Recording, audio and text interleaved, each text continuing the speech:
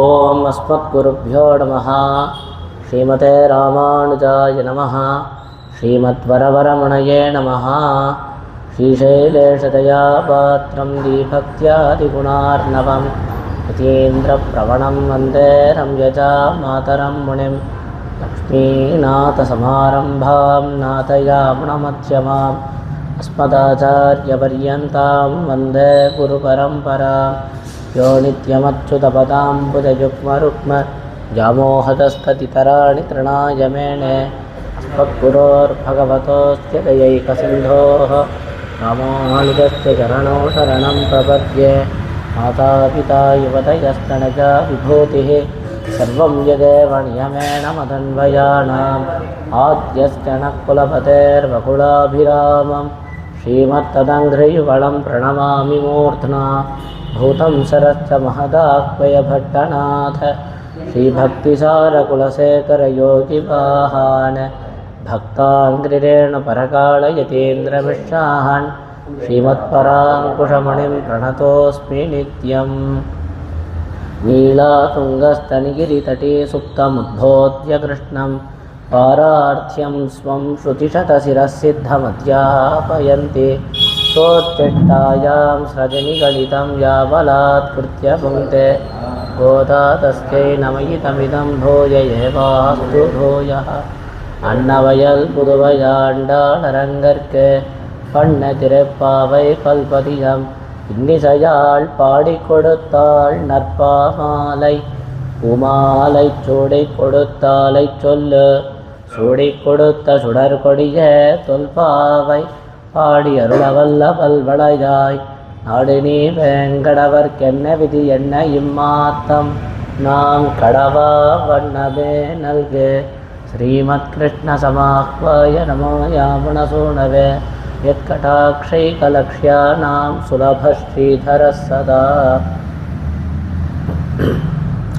శ్రీమద్వేదమార్గ ప్రతిష్టాపనాచార్య ఉభయ వేదాంత ప్రవర్తకాచార్య శ్రీమత్ పరమహంస పరివ్రాజకాచార్యులైనటువంటి శ్రీ యతిగిరీతిరాజ నారాయణ రామానుజ జీయస్వామి యొక్క దివ్యానుగ్రహం చేత గోదాదేవి అనుగ్రహించిన ఈ తిరుప్పావైని అనుభవించుటకై మనందరూ ఇక్కడ చేరి ఉన్నాం. ఇవాళ పాసురం ஏத்தகலங்கள் எதிர்பொங்கி மீட்டடிப்ப மாத்தாதேபால் சரியம் வள்ளல் பெரும்பசுக்கள் ஆத்த படைத்தான் மகனே அறிவுராய் ஊத்தமுடையாய் பெரியாய் உலகினில் தோத்தமாய் நின்ன சுடரே துயிலடாய். மாத்தாருனக்கு வழிதொலைந்தொன் வாசற்கண் ஆத்தாத வந்தொன் நடிவணியுமா போலே ఒట్టియాం వందోం పుగందేలోరెంబావాయ్ అనేటువంటి అద్భుతమైనటువంటి పాసురం అన్నమాట. పాసురార్థాన్నంతా అనుభవించడానికి అని చెప్పేసి మనం ఈరోజు ఇవాళ ఇక్కడ చేరి ఉన్నాము. ఈ తిరుప్పావై గ్రంథం ఎలా ఉంది అంటే మొదటి 5 పాసురాలు వచ్చేసి ఈ గ్రంథానికి ఉపోద్ఘాతంగా ఉంది. తర్వాత 6వ పాసురం దగ్గర నుంచి 15వ పాసురం వరకు 10 మంది గోపికల్ని నిద్రలేపుతున్నారు. ఆ విధంగా గోపికలు ఒకరిని ఒకరు లేపుకొని అందరూ కలిసి ఆ కృష్ణ పరమాత్మ ఇంటి వాకిటికి వెళ్ళి చేరుతారనమాట. చేరిన వెంటనే అక్కడ బయట ఉండేటువంటి ఆ ద్వారపాలకుల్ని ఆ క్షేత్రపాలకుల్ని వాళ్ళనంతా నిద్రలేపి వాళ్ళ యొక్క అనుమతిని పొంది లోపలికి వెళ్తారు. లోపలికి వెళ్ళిన వెంటనే అక్కడ ఉండేటువంటి నందగోపుల వారిని, యశోదమ్మని, తర్వాత కృష్ణుణ్ణి, తర్వాత బలరాముణ్ణి, ఈ విధంగా లోపలి ఏ క్రమంలో అయితే వాళ్ళు శయనించున్నారో అదే క్రమంలో వాళ్ళని నిద్రలేపుతారనమాట. దాంట్లో లేపినా కూడా వాళ్ళు వచ్చేసి ఆ కృష్ణ పరమాత్మ లేయడు. అరే మనం ఇంత చేసినా కూడా కృష్ణుడు లేయలేదే, అరే మనం క్రమం తప్పేసి ఇలా చేశామే. క్రమం ఏంటంటే భాగవతోత్తముల్ని ముందర పెట్టుకొని స్వామిని ఆశ్రయించాలి, అమ్మవారిని ముందర పెట్టుకొని అమ్మవారి ద్వారా స్వామిని ఆశ్రయించాలి. మరి వీళ్ళు ఏం చేశారంటే నందగోపుల వారిని ఇంకా యశోదమ్మని నిద్రలేపిన వెంటనే నేరుగా కృష్ణుడిని లేపుతారనమాట. ఎందుకు అంటే ఆ కృష్ణుడిని పొందాలి అనేటువంటి ఆ ఆతృత చేత వెంటనే కృష్ణుడిని లేపేస్తారు. తర్వాత అరే తప్పు చేసాం, ముందుగా బలరాముడిని కదా లేపాలి అని చెప్పేసి బలరాముల వారిని లేపి తర్వాత పురుషకారభూతురాలైనటువంటి ఆ నప్పిన్న విరాట్టిని నీలాదేవిని నిద్రలేపుతున్నారు. అంటే పురుషకారభూతురాలు అంటే స్వామికి మన యొక్క దోషాలేది కూడా స్వామి కంట్లో పడనీయకుండా స్వామి మనల్ని అనుగ్రహించే విధంగా చేసేటువంటి ఆ అమ్మవారు అన్నమాట. ఆ విధంగా ఉండేటువంటి ఆ అమ్మవారిని ఉందు మదగళిత్తన్ ఓడాద తోళ్వలియన్ నందగోపాలన్ మరుమகளே நப்பின்னாய் கண்ணம் கமழும் குடலி கடதிரவாய் பன்னங்கும் கோழி அடைத்தனகான் மாதவி பந்தல் மேல் பல்கால் பீலினங்கள் கோவினகான் வந்தார் விரலி உண்மை துணன் பெயர் பாட సందామరి కయ్యాల్ చీరార్ వళయొలిప్ప వందిగిరవాయ్ మగళిందేలో రెంబావాయ్ అని చెప్పేసి అమ్మవారిని ప్రార్థించారనమాట. ఈ విధంగా పురుషగారభూతురాలైనటువంటి అమ్మవారిని నీలాదేవిని ప్రార్థించారు. ప్రార్థించిన తర్వాతి పాసురంలో కుత్తబెళక్కరియ కోట్టుక్కాల్ కట్టెల మేలైనటువంటి 19వ పాసురంలో ఏంటంటే ఉపాయ సిద్ధికి అని చెప్పి ప్రార్థించారు. ఉపాయ సిద్ధి అంటే, అమ్మా నువ్వు పురుషగారభూతురాలువై ఉన్నావు, మేము స్వామిని ఇప్పుడు వెళ్ళి ఆశ్రయించబోతున్నాము, స్వామి యొక్క శ్రీచరణముల్ని వెళ్ళి ఆశ్రయించబోతున్నాము, స్వామిని శరణాగతి చేయబోతున్నాము, కాబట్టి ఆ స్వామికి మేము శరణాగతి చేయబోతున్నాం కదా, అది ఫలించే విధంగా నువ్వు మమ్మల్ని అనుగ్రహించు అని చెప్పేసి అమ్మవారిని ప్రార్థించడమే ఇక్కడ. అది కుత్తుబెళక్కరి అనేటువంటి పాసురంలో ఉపాయ సిద్ధికి అని చెప్పేసి, అంటే స్వామిని ఉపాయంగా మేము ఆశ్రయించబోతున్నాము, స్వామిని మేము వచ్చేసి ఆయన్ని శరణాగతి చేయబోతున్నాము, మా యొక్క శరణాగతి ఫలించేటువంటి విధంగా నువ్వు అనుగ్రహించు అని చెప్పేసి ప్రార్థించారనమాట.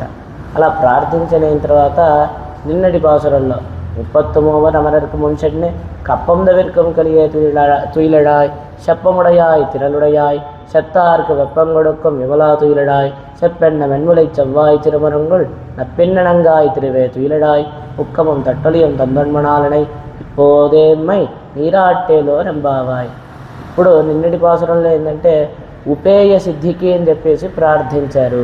ఉపేయ సిద్ధి అంటే మనకి ఉపేయం ఏంది, మనం పొందదగినటువంటి విషయం ఏంటంటే అమ్మవారు ఇంకా స్వామి, అంటే అమ్మవారితో చేరి ఉండేటువంటి ఆ స్వామి ఉన్నారే, అటువంటి ఆ స్వామికి కైంకర్యం చేయడమే ఉపేయము, మనం పొందదగినటువంటి ఒక విషయము, మన యొక్క లక్ష్యం అదే అని చెప్పేసి ఇక్కడ చూపిస్తున్నారనమాట.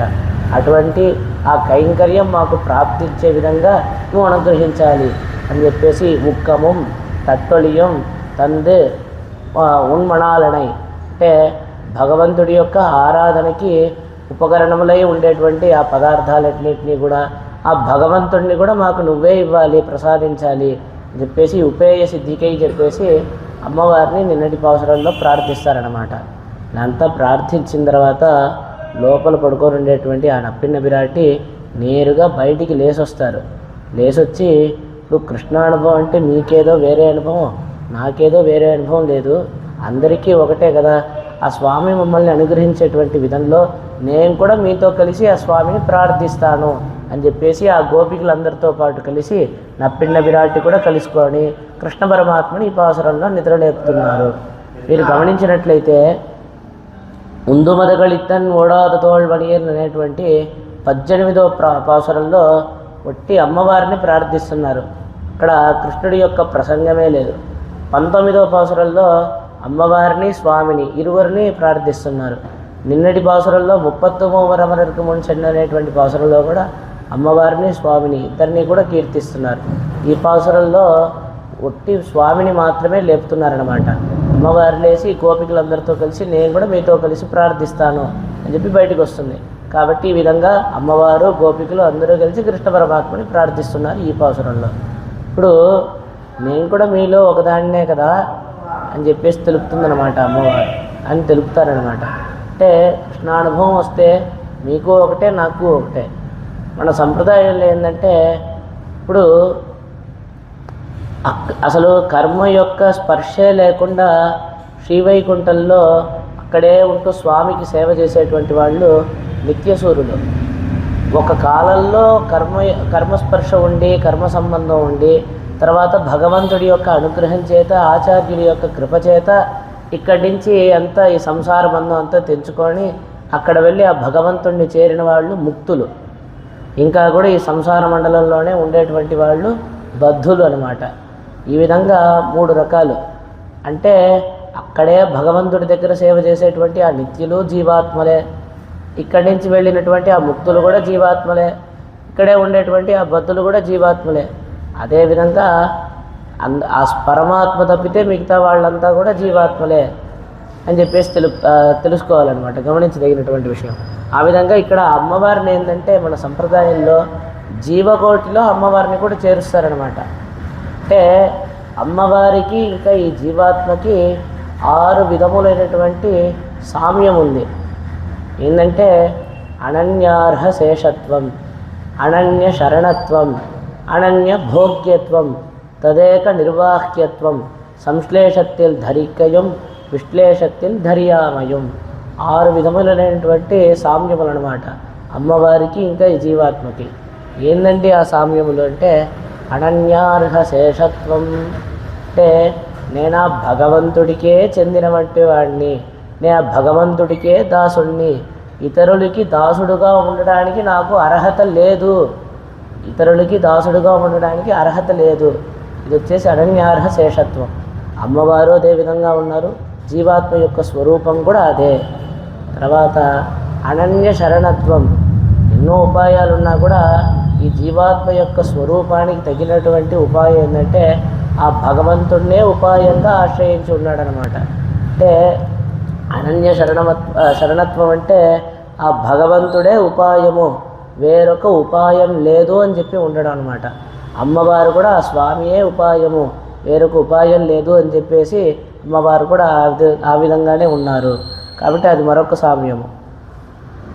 తర్వాత మరొక సామ్యం ఏంటంటే అనన్య భోగ్యత్వం. అనన్య భోగ్యత్వం అంటే మనకి భోగానికి ఒక విషయంగా పరమాత్మనే పెట్టుకొని ఉన్నాము. రెండవది, నేను ఇతరులెవరికి చెందినవాడిని కాదు, ఆ భగవంతుడికి భోగ్యంగా ఉండేటువంటి వాడిని, భోగంగా ఉండేది. అనన్య భోగ్యత్వం, అనన్య భోగత్వం రెండూ వస్తుందన్నమాట ఇక్కడ. అంటే ఇక్కడ ఏం తెలుపుతున్నారంటే గమనించదగినటువంటి విషయం ఏంటంటే ఆ భగవంతుడికే నే దాసుడిని, ఇతరులకి దాసుడుగా ఉండడానికి అర్హత లేనటువంటి వాడిని, అనన్యార్హ శేషత్వం. ఆ భగవంతుడే నాకు ఉపాయము, ఇతర ఉపాయములేవి లేవు, ఇతర ఉపాయములేవి స్వరూపానికి, జీవాత్మ యొక్క స్వరూపానికి తగినది కాదు, అనన్య శరణత్వం. ఆ భగవంతుడే నాకు భోగ్యము, వేరే ఇతర విషయములంతా నాకు భోగ్యం కాదు. మనం అనుభవించదగినటువంటి విషయం ఏంటంటే ఆ భగవంతుడే, ఆయన యొక్క కళ్యాణ గుణములే మనం వచ్చేసి అనుభవించదగినటువంటిది. ఆయన యొక్క స్వరూపము, ఆయన యొక్క రూపము, గుణములు ఇవన్నీ అనుభవించదగినటువంటిది. రెండవది అనన్య భోగ్యత్వం, అనన్య భోగత్వం రెండు. అంటే ఇక్కడ ఏంటంటే నేను ఇతరులకి చెందినవాడిని కాదు, ఆ భగవంతుడికే చెందినవాడిని, నేను నాకు కూడా చెందినవాడిని కాదు, ఆ భగవంతుడికే చెందినవాడిని. అంటే నేను వచ్చేసి ఇతరుల యొక్క అనుభవానికి విషయంగా ఉండేటువంటి వాడిని కాదు, ఆ స్వామి యొక్క సంతోషం కొరకే ఉండేటువంటి వాడిని. అంటే ఇప్పుడు భగవంతుడికే చెందినవాడిని అనేసరికి ఇప్పుడు ఏం తెలుస్తోంది అంటే మన యొక్క పని ఏంటంటే స్వామి యొక్క ముఖోల్లాసానికి తగిన విధంగా ఉండడమే మన యొక్క పని అన్నమాట. ఆ విధంగా ఉండేటువంటి వాడిని కాబట్టి ఇతరులకి అంతా నేను భోగ్యానికి విషయం కాదు, ఆ భగవంతుడే అహమన్నం అహమన్నం అహమన్నం. అక్కడ ఉండేటువంటి నిత్యసూరులంతా కూడా చెప్తున్నారు, ముక్తులందరూ కూడా చెప్తున్నారు నేను ఆ భగవంతుడికి అన్నంగా ఉన్నాను. అంటే ఆ భగవంతుడికి అంటే నేను ఇతరులకి భోగానికి విషయంగా లేను, ఇతరుల యొక్క భోగ్యానికి విషయంగా లేను, ఆ భగవంతుడికే నేనున్నాను, ఆ భగవంతుడి యొక్క సంతోషం కొరకై ఉన్నాను అనేటువంటి విషయాన్ని ఇక్కడ గమనించాలి. ఈ విధంగా జీవాత్మకి అమ్మవారికి కూడా ఈ విధంగా సామ్యములు అనమాట. అమ్మవారు కూడా ఆ భగవంతుడికే చెందినదై ఉంది, ఇతరులకి ఎవరికి కూడా దాసులుగా ఉండడానికి అర్హత లేదు. అదేవిధంగా ఆ భగవంతుడినే ఉపాయంగా ఆశ్రయించి ఉంది, అదేవిధంగా భగవంతుడినే తనకి భోగంగా స్వీకరించి ఉంది, ఆ భగవంతుడికి తాను భోగంగా ఉంది అనేటువంటి విషయాన్ని ఇక్కడ చూడాలి. అదేవిధంగా తదేహ నిర్వాహ్యత్వం అంటే ఈ జీవాత్మ యొక్క స్వరూప స్థితి ప్రవృత్తి నివృత్తి అంతా కూడా ఆ భగవంతుడి యొక్క అధీనము. అదేవిధంగా అమ్మవారి యొక్క స్వరూప స్థితి ప్రవృత్తి నివృత్తులన్నీ కూడా ఆ భగవద్ అధీనం అన్నమాట. ఆ విధంగా జీవాత్మకి అమ్మవారికి కూడా 6 విధములైనటువంటి సామ్యం అన్నమాట. ఆ విధంగా ఉంది. మరి మనం వచ్చేసి కైంకర్యం ఎవరికి చేస్తామంటే మనం వచ్చేసి అమ్మవారితో చేరి ఉండేటువంటి ఆ స్వామికే కైంకర్యం చేస్తాం. కానీ అమ్మవారికి ఆ విధంగా కాదు. అమ్మవారు వచ్చేసి మనందరికీ నాయకురాలై ఉంది, మనందరికీ ఈశ్వరి అయి ఉంది, కానీ భగవంతుడికి మాత్రం పత్ని అయి ఉంది. అశేషాణ జగతో విష్ణు పత్ని అని చెప్పేసి ఈ లోకం మొత్తానికి మనందరికీ కూడా ఈ జగత్తు మొత్తానికి కూడా అమ్మవారు ఈశ్వరిగా ఉన్నారు. ఆ అమ్మవారు నాయకురాలే ఉన్నారు. అంటే మనందరినీ కూడా నియమిస్తున్నారు అమ్మవారు. కానీ ఆ భగవంతుడికి మాత్రం పత్ని అయి ఉంది, దాసురాలే ఉంది అన్నమాట. ఆ విధంగా ఉంది అని చెప్పి తెలుపుతూ మనం కైంకర్యం చేసేదేమో అమ్మవారితో చేరి ఉండేటువంటి ఆ స్వామికి మిథున కైంకర్యము. అంటే ఇద్దరుగా ఉండేటువంటి వారిరువురికి మనం చేస్తామన్నమాట కైంకర్యం. మన యొక్క కైంకర్య ప్రతి సంబంధులు వాళ్ళే. ఆ విధంగా ఉంది. మరి అమ్మవారు ఎవరికి చేస్తారంటే ఆ భగవంతుడికి మాత్రం చేస్తారు. మన ఏమో అమ్మవారు స్వామికి ఇద్దరికీ కైంకర్యం చేస్తాం, అమ్మవారు స్వామికి మాత్రమే కైంకర్యం చేస్తారు. మనకందరికీ నాయకురాలే ఉన్నారు విషయాన్ని గమనిస్తున్నాం. ఈ విధంగా ఇప్పుడు అమ్మవారు తెలుపుతారనమాట. సామ్యములన్నీ చూసాం కదా. ఇప్పుడు కృష్ణానుభవం అని వస్తే మీకు వేరే అనుభవం, నాకు వేరే అనుభవమా? అందరికీ కృష్ణానుభవం అనేటువంటిది సమానంగానే కదా ఉంది.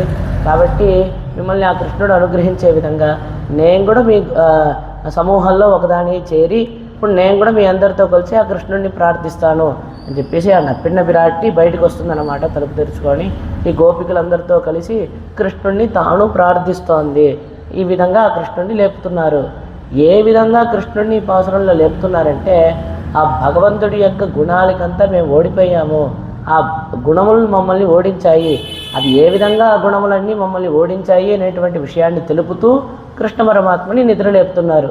అంటే ఆయన యొక్క సౌలభ్యాది గుణాలు, శీలాది గుణాలు, సౌశీల్యము మొదలైనటువంటి ఆ గుణాలన్నీ తలుచుకుంటే అయ్యో ఒక్క నిమిషం అయినా నిలవగలమా? అలాగే ఓడిపోతాం. అయ్యా నేను నీకే చెందినవాడిని అని చెప్పేస్తాం కదా. ఆ విధంగా భగవంతుడి యొక్క గుణాలకి మేము ఓడిపోయాము. ఆ గుణాలకి ఏ విధంగా ఓడిపోయామో ఆ క్రమాన్ని తెలుపుతూ కృష్ణ పరమాత్మని ఈ పాసురంలో నిద్రలేపుతున్నారు అనేటువంటి విషయాన్ని అంతా ఇక్కడ గమనిస్తూ ముందుగా ఈ పాసురం యొక్క ప్రతిపదార్థాన్ని, తర్వాత దీనిలోని విశేషార్థాలన్నింటినీ కూడా అనుభవిద్దాం క్రమంగా. ముందుగా పాసురాన్ని ఒకసారి అనుసంధానం చేసుకుందాం.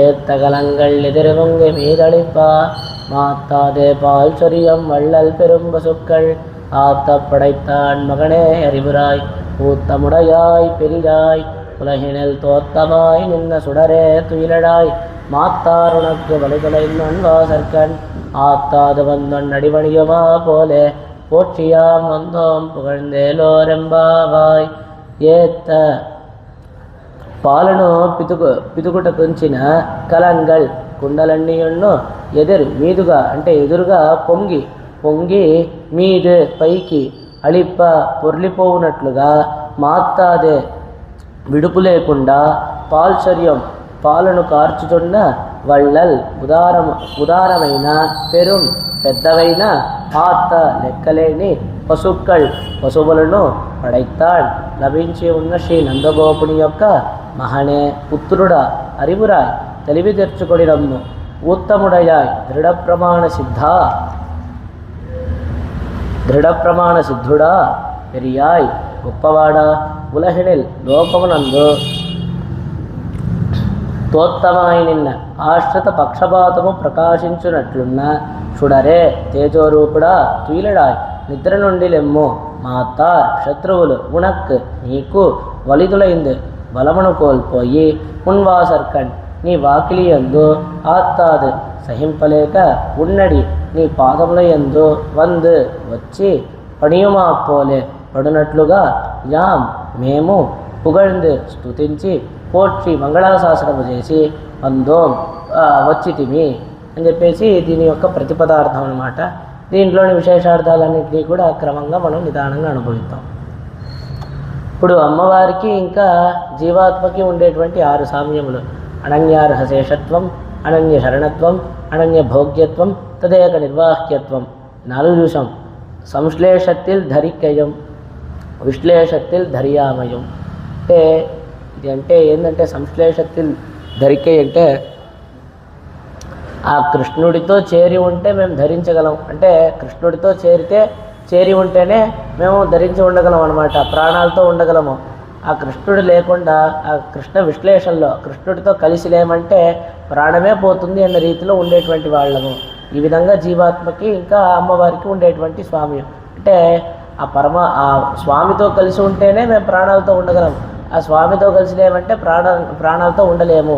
ఆ విధంగా ఉండేటువంటి వాళ్ళము. అంటే అటువంటి ఆ విధంగా అమ్మవారికి ఇంకా జీవాత్మకి ఉండేటువంటి సామ్యములన్నీ చూసాం. ఇప్పుడు ఏత్తగలంగల్ నిదిరి పొంగి మీదడిప్ప.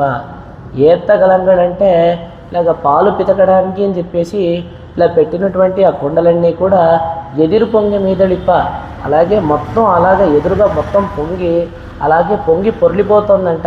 ఎందుకంటే మాట్లాడే పాల్చర్యం వళ్ళల్ పెరుంబ సొక్కల్, ఒక్క నిమిషం కూడా అంతరాయం లేకుండా అసలు విడుపు లేకుండా ఆ విధంగా అది పాలుని కారుస్తుంది. వళ్ళల్ పెరుంబ సొక్కల్, ఉదారములైన పెద్ద పెద్ద ఆ పశువులు అని చెప్పేసి పెద్దవైన ఆ పశువులు అని చెప్పి తెలుపుతున్నారనమాట. ఏற்ற கலங்கள் எதிர்பொங்கி மீதளிப்ப ஏத்த கலங்களெல்லாம் எதிரே பொங்கி வடியும்படி களமிடாதார் தாழ்வே கலங்களெல்லாம் நிறையும் ஏழாத கலங்கள் நிறையாదొడిగినది పాలిన్ కురయండ్రే. ఇక్కడ కేవలం ఆ పశువులు ఈ విధంగా పాలిస్తున్నాయని కాదు, ఇక్కడ పశువుల్ని ఒక తట్టు, ఆ భగవంతుడిని కృష్ణ పరమాత్మని ఒక తట్టు కంపేర్ చేస్తున్నారనమాట. ఏ విధంగా అంటే ఆ పశువులు ఏ విధంగా ఉన్నాయి అంటే ఇలాగా ఒక పాలు పితకడానికి అని చెప్పి ఇలా కుండ పెడతాం కదా, ఈ కుండ పెట్టి ఇంకో కుండ పెట్టే లోపల ఆ విధంగా ఇలా పెట్టడమే అలుసు. అసలు కుండ పెట్టడమే ఆ కుండంతా అలా నిండిపోయి పొంగి పొర్లిపోయేటట్లుగా ఆ విధంగా పాలిస్తోంది. మరి భగవంతుడు ఎలా ఉన్నాడంటే మనల్ని అందరినీ ఆ విధంగా అనుగ్రహించడానికి అని చెప్పేసి ఉన్నాడు. ఇప్పుడు ఒకడు వచ్చాడు, ఒక ఆయన వచ్చేసి అయ్యా నా కుండ మాత్రం నిండలేదు అంటే, నువ్వు సరిగ్గా దాని కింద పెట్టాలి కుండ, నువ్వు ఎక్కడో కుండ పెడితే అది ఎందుకు నిండబోతుంది? కాబట్టి అది ఆ కుండ పెట్టని వాళ్ళ యొక్క దోషమే తప్ప పాలు ఇచ్చేటువంటి ఆ గోవి యొక్క దోషమా? కాదు కదా, ఆ ఆవు యొక్క దోషం ఏమాత్రం కాదు కదా. కాబట్టి ఇట్ట కలశங்களெல்லாம் நிறையும் ఇట్ట కలంగళెల్లాం నిరయం ఏలాద కలంగల్ నిరయాదొడిగరదు పాలిన్ కురయన్నే. పెట్టినటువంటి కుండలన్నీ నిండుతున్నాయి. ఇప్పుడు వచ్చేసి పెట్టినటువంటి కుండలు ఆవు దగ్గర పెట్టలేదు కుండ, కానీ నాకు నిండాలి అంటే నిండుతుందా? మరి పెట్టినటువంటి ఆ కుండ వచ్చేసి నిండలేదు అంటే అది పాలు యొక్క దోషమా? కాదు కదా, ఎవరు పెట్టలేదు వాళ్ళ యొక్క దోషము. ఆ విధంగా భగవంతుడు అన్ని వేళల్లోనూ మనల్ని అనుగ్రహించడానికి అని చెప్పేసి కాచుకొని ఉన్నాడు. అన్ని వేళల్లోనూ మనకి ఉపాయంగా ఉండడానికి అని చెప్పేసి ఆయన సిద్ధంగా ఉన్నాడు. మరి నాకు ఆ భగవంతుడి యొక్క అనుగ్రహం లభించలేదే, నాకు ఆ భగవంతుడు ఉపాయంగా లేడే అంటే నువ్వు వెళ్ళి ఆశ్రయించలేదు. అంటే శరణమాహం తన తాళడైందార్కెల్లాం మరణమాణాల్ వైహుందం కొడుక్కం విరాన్ అరణమైంద మొదటి చోడు తిరుక్కన్నపుర తరణియాళన్ తన దన్బర్కన్వాహమే అని చెప్పేసి ఇక్కడ ఆ విధంగా తిరుక్కన్నపురం అనేటువంటి ఆ దివ్యదేశానికి నమ్మాళ్ళవార్లు ఎంతో అద్భుతంగా తిరువాయుబడిలో వర్ణిస్తూ అవసరాన్ని విన్నప్పం చేస్తారనమాట.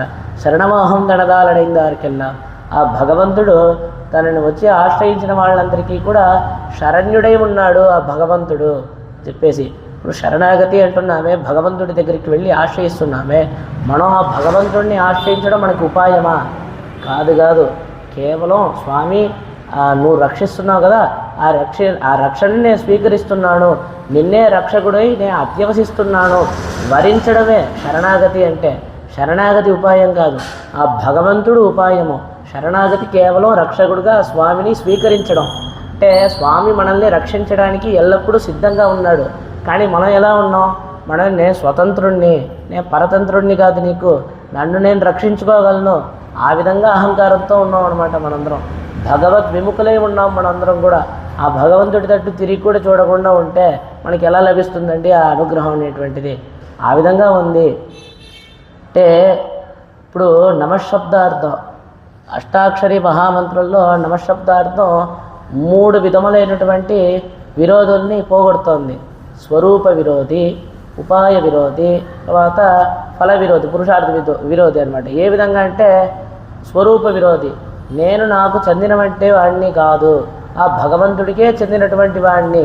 అంటే స్వరూపానికి ఏది విరోధం అంటే స్వస్వాతంత్ర్యం, అహంకారం అనమాట. నేను నాకు చెందినటువంటి వాడిని అని చెప్పేసి అనుకోవడం ఈ స్వరూపానికి, జీవాత్మ యొక్క స్వరూపానికి విరోధము. మరి ఆ స్వరూప విరోధి పోవడం అంటే ఏమిటి? నేను నాకు చెందినటువంటి వాడిని కాదు, ఆ భగవంతుడికే చెందినటువంటి వాడిని, నేను స్వతంత్రుణ్ణి కాదు, ఆ భగవంతుడికి పరతంత్రుణ్ణి. ఇది జీవాత్మ యొక్క స్వరూపం అన్నమాట. మరి తర్వాత ఉపాయ విరోధి, ఎప్పుడైతే నేను ఆ భగవంతుడికే చెందినటువంటి వాడినో నన్ను రక్షించేటువంటి బాధ్యత పరమాత్మదే, నన్ను నేను రక్షించుకోవడానికి నాకు అధికారం లేదు. అంటే స్వరక్షణే స్వాన్వయం అనేటువంటిది నమశబ్దార్థ విరోధం అనమాట. నమశబ్దార్థ విరోధం అంటే నన్ను నేను రక్షించుకోవడానికి నాకు అధికారం లేదు, నన్ను రక్షించేటువంటి బాధ్యత అధికారం ఆ స్వామిదే. అంటే సొత్తుని స్వామి కాపాడాలే తప్ప ఇప్పుడు 10 ఎకరాల పొలం ఉంది, దాన్ని అదే రక్షించుకుంటుందా? రక్షించుకోదు.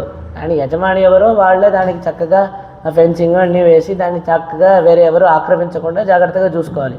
అదేవిధంగా ఈ జీవాత్మ వచ్చేసి ఆ భగవంతుడి యొక్క సొత్తు కాబట్టి దీన్ని రక్షించేటువంటి బాధ్యత వచ్చేసి ఆ పరమాత్మదే. నన్ను నేను రక్షించుకోవడానికి నాకు అధికారంగా లేదు అనేటువంటిది జీవాత్మ యొక్క స్వరూపం. ఈ విధంగా ఉండగా మనందరూ ఎలా ఉన్నామంటే నేను స్వతంత్రుణ్ణి, నేను అసలు పరతంత్రుణ్ణి, భగవంతుడికి నేనేది పరతంత్రుణ్ణి, ఆ విధంగా ఉన్నాం. నన్ను నేను రక్షించుకోగలను, ఈ విధంగా మనం వచ్చేసి అహంకరిస్తున్నాం అనమాట. ఇదన్నీ ఈ విధంగా ఉంటే భగవంతుడి యొక్క అనుగ్రహం లభించదనమాట. ఆయన రక్షించడానికి సిద్ధంగా ఉన్నాడు, ఆ రక్షణని స్వీకరించడానికి మనం సిద్ధంగా ఉండాలి కదా. ఈ యొక్క ఆలోచన మారాలి. నేను స్వతంత్రుణ్ణి అనేటువంటి ఆలోచన మారాలి, నన్ను నేను రక్షించుకోగలను అనేటువంటి ఆలోచన మారాలి. ఆ భగవంతుడికే పరతంత్రుణ్ణి, ఆ భగవంతుడికే చెందినవాడిని, ఆయన్నే ఎదురు చూసి ఉన్నాడు అని ఉంటే స్వామి రక్షిస్తాడనమాట. ఆయన ఎల్లవేళల్లో రక్షించడానికి అనుగ్రహించడానికి సిద్ధంగా ఉన్నాడు. అన్ని కాలాల్లోనూ ఉపాయంగా ఉండడానికి సిద్ధంగా ఉన్నాడు. ఎప్పుడు వెళ్ళి ఆశ్రయించినా కూడా మనకు ఉపాయంగా ఉన్నాడు. అన్ని వేళల్లోనూ శరణాగతి చేయడానికి తగిన వాడే ఉన్నాడు. ఆ విధంగా ఉండేటువంటి ఆ స్వామి అన్నమాట. కాబట్టి స్వస్వాతంత్ర్యాన్ని వదిలేయాలి, స్వరక్షణే స్వాన్వయాన్ని వదిలేయాలి అన్నమాట. ఆ విధంగా ఉంది. అలా తెలుపుతూ ఎత్తగలంగళ్ళు ఎదురుబొంగి మీదడిప్ప, అలా పెట్టినటువంటి ఆ కుండలన్నీ కూడా నిండిపోతున్నాయన్నమాట. ஏத்தகலங்கள் பெருமை சிறுமை இல்லை கடலை முடைக்கிலும் நிலைக்குமித்தனை இவையும் கிருஷ்ணன்படியாயிருக்கை அர்த்தியாதார் உத்தமத்தனை போக்கி அவன் பக்கல் குறையில்லை స్వీకారమే అమయమిరే అవనకు. అంటే ఈ గోవులు ఏ విధంగా ఉన్నాయి అంటే నువ్వు చిన్న కుండ పెడితే నేను పాలిస్తాను, పెద్ద కుండ పెడితే నేను పాలు ఇవ్వను అని చెప్పేసి ఉన్నాయా? నువ్వు చిన్నది పెట్టు, పెద్దది పెట్టు, ఏమైనా పెట్టు. ఇక్కడ ఏం తెలుపుతున్నారంటే సముద్రాన్నే తెచ్చి దాని కింద పెట్టినా కూడా అది పాలిస్తుంది. ఆ విధంగా సముద్రం కూడా నిండి అలా పొంగి పొర్లుతుందన్నమాట. ఆ విధంగా అది పాలిచ్చేటువంటి అంత ఉదారములైనటువంటి ఆ పశువులు.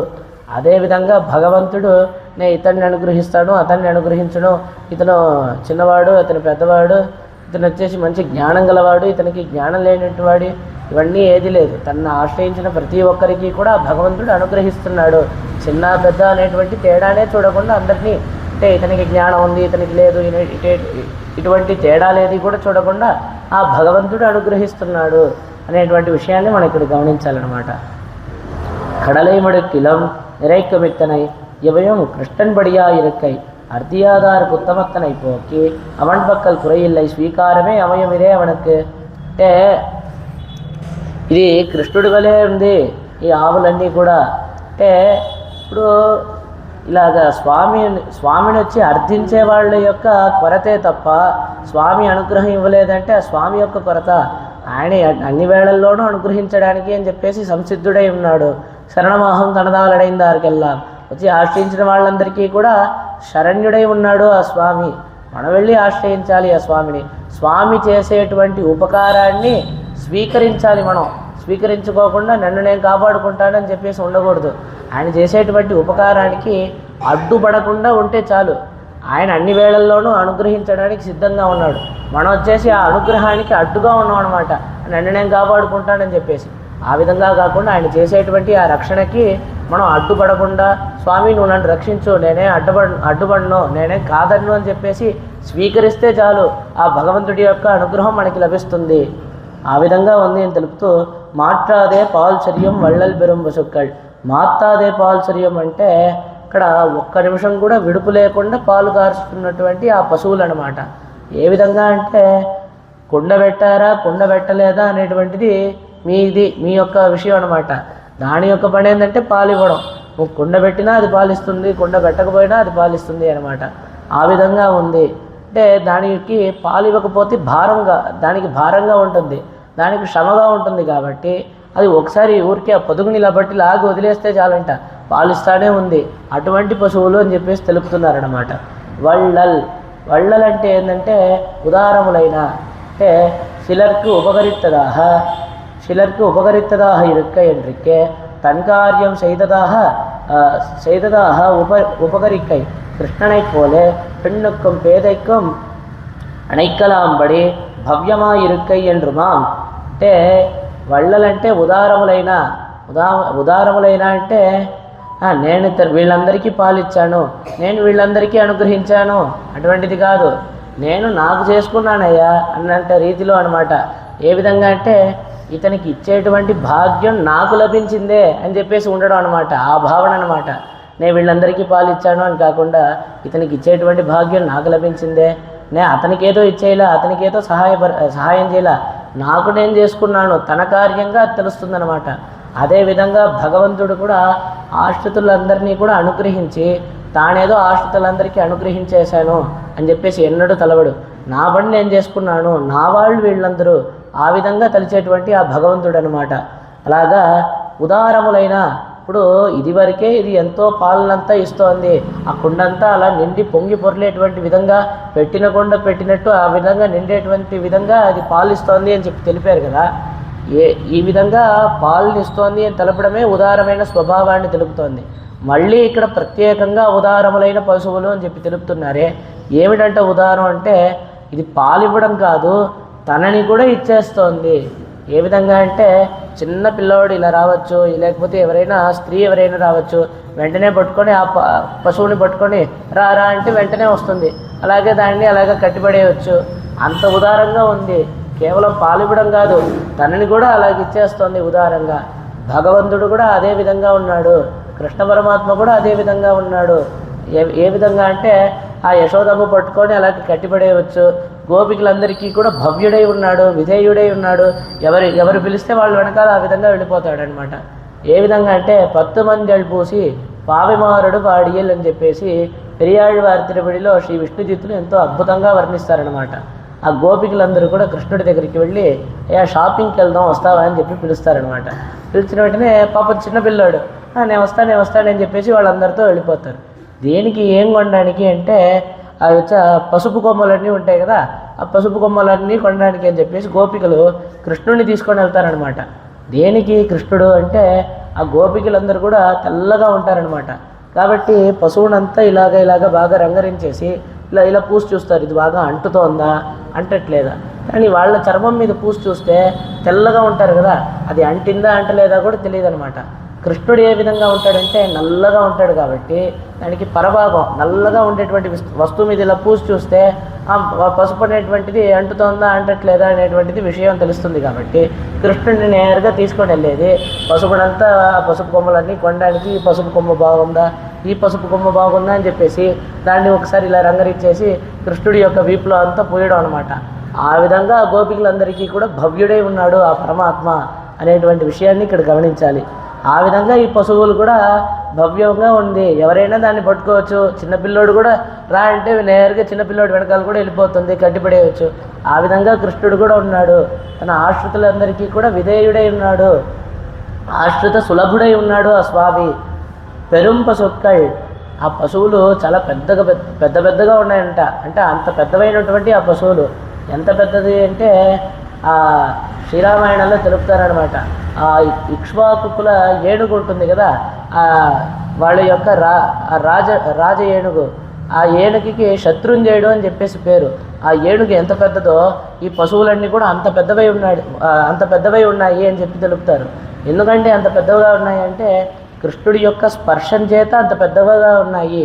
అంటే అది ఊరికే గడ్డి తర్వాత నీళ్లు ఇవన్నీ తాగి పెరగలేదు, కృష్ణుడి యొక్క స్పర్శం చేతనే పెరిగినటువంటి ఆ పశువులు కాబట్టి అంత పెద్దవై ఉన్నాయి అని చెప్పి తెలుపుతున్నారనమాట. అలా తెలుపుతూ ఆత్తపడైతాన్ అంటే అసంఖ్యేయం అనమాట.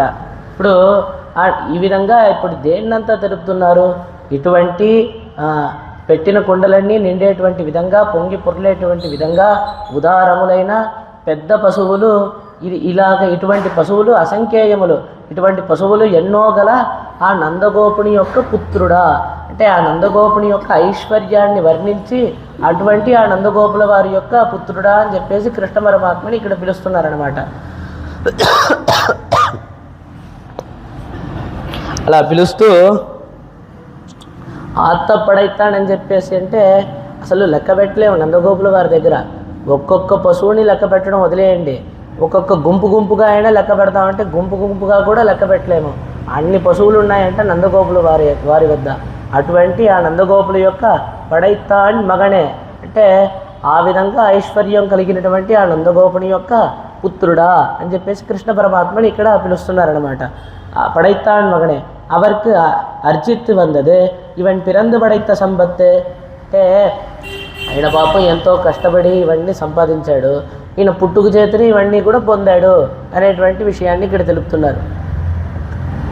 ఇక్కడ మనం అందరం కూడా గమనించాల్సినటువంటి విషయం ఏంటంటే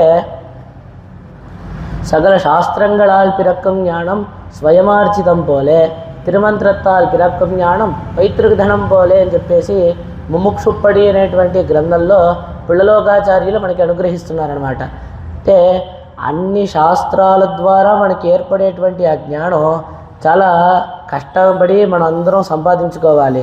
అంటే అది స్వయమార్జితం వంటిది, అంటే మనమే కష్టపడి చక్కగా ఎంతో శ్రమపడి అది లభించాలన్నమాట.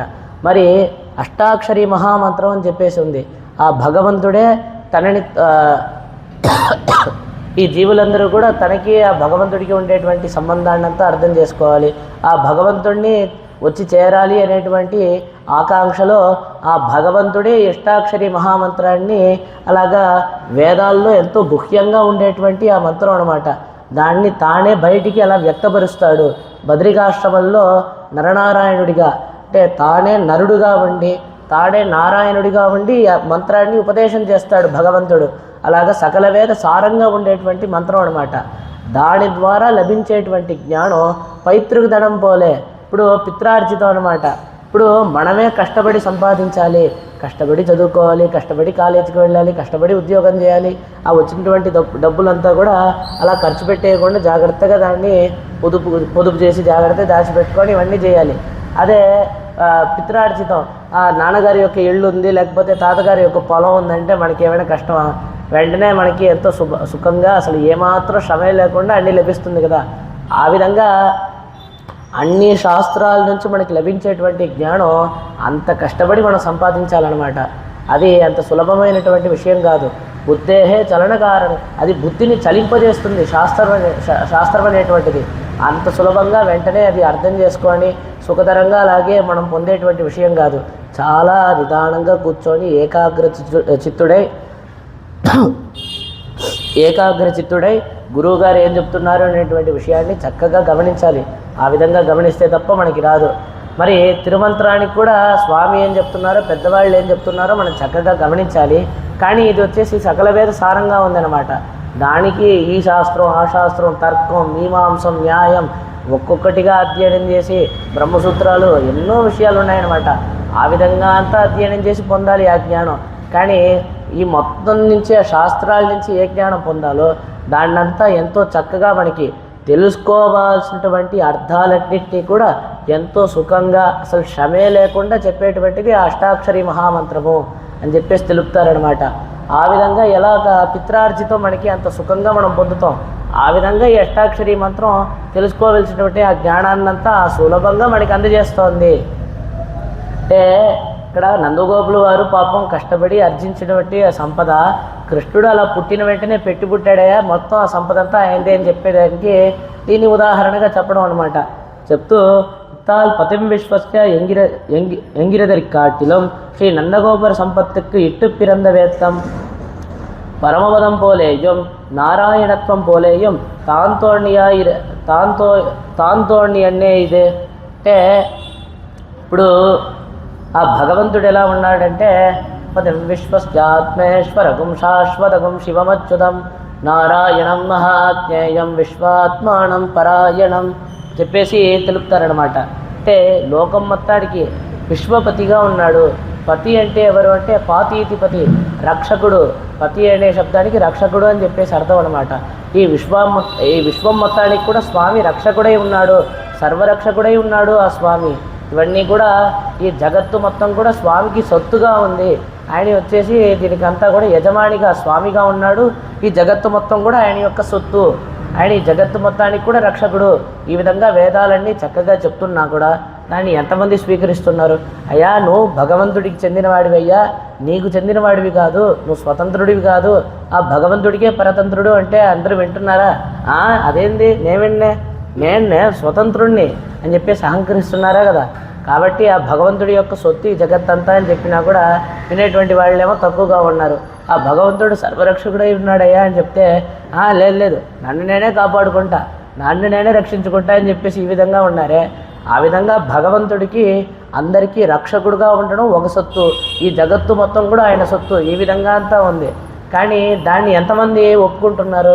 నేను ఒప్పుకోను అని యథార్థమైన విషయమే, కానీ ఒప్పుకోవడానికి అంత కష్టంగా ఉందన్నమాట.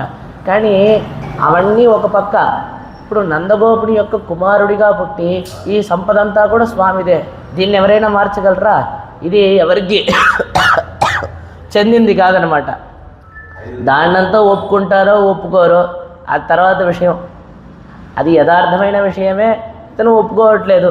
అది అలా పక్కన పెడితే ఈయన నందగోపుని యొక్క కుమారుడు, ఈ యొక్క సంపత్తంతా కూడా నందగోపుల వారి యొక్క ఐశ్వర్యం అంతా కూడా ఈయనదే అని చెప్తే దాన్ని ఎవరు కాదనలేరు కదా. ఆ విధంగా దానికంటే ఈ సంపదకి వచ్చేసి అటువంటి ఒక వైభవము అని చెప్పేసి తెలుపుతున్నారనమాట.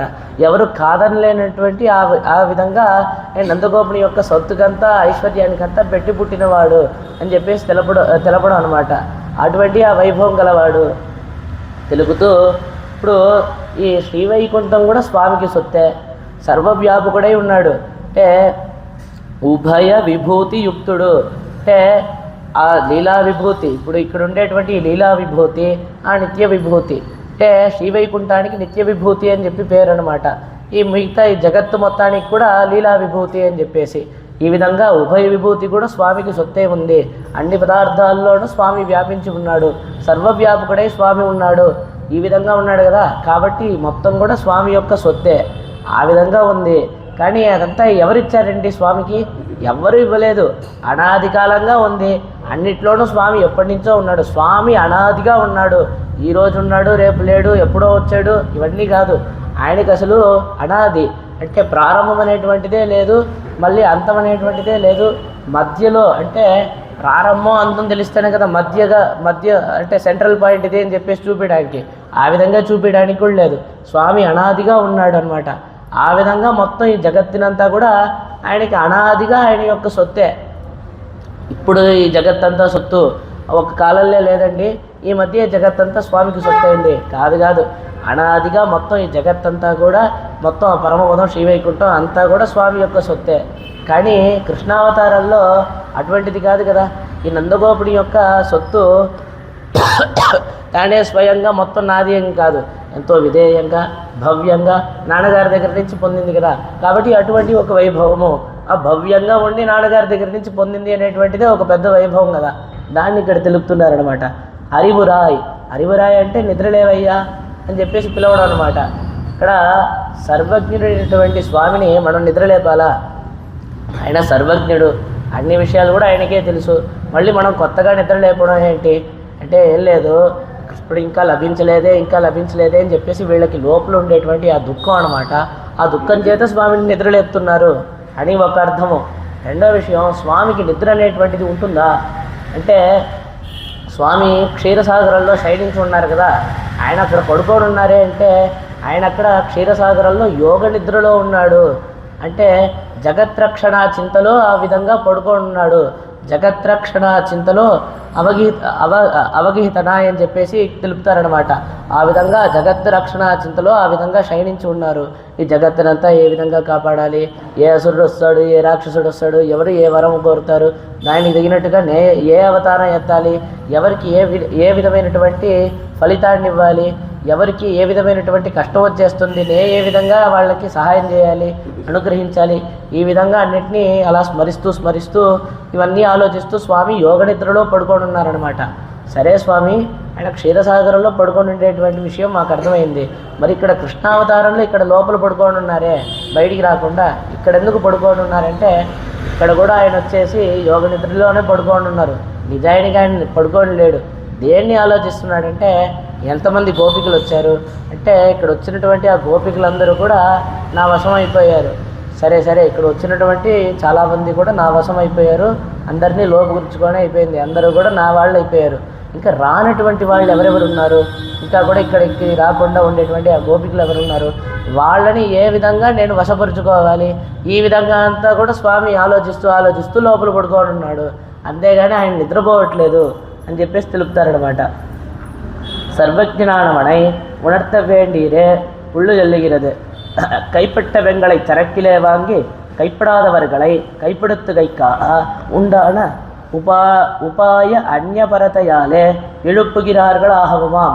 ఆ విధంగా శయనించుండేటువంటి స్వామి అంటే ఇదివరకే లభించినటువంటి గోపికలందరినీ కూడా లోపల వేసుకోవడం అయిపోయింది. ఇంకా ఎవరెవరు రావాలి, వాళ్ళందరినీ ఏ విధంగా వశపరుచుకోవాలని చెప్పేసి ఆలోచిస్తూ పడుకుంటున్నాడు కదా, అటువంటి ఆ కృష్ణ పరమాత్మని వీళ్ళు వచ్చి లేపుతున్నారు అనేటువంటి విషయాన్ని ఇక్కడ తెలుపుతూ ఉత్తముడయాయ్. ఉత్తముడయాయ్ అంటే దృఢ ప్రమాణ సిద్ధనాగై.